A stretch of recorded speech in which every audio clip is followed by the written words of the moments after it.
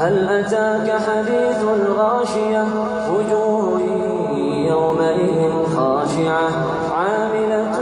ناصبة تصلى نارا حامية تسقى من عين آنية ليس لهم طعام إلا من ضريع لا يسمن ولا يغني من جوع وجوه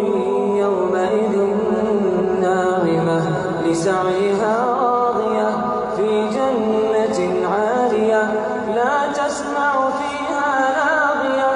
فيها عين جارية فيها سرر مرفوعة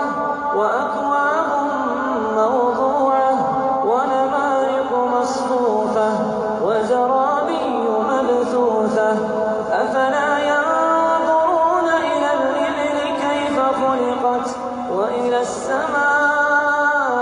السماء كيف رفعت وإلى الجبال كيف نصبت وإلى الأرض كيف سطحت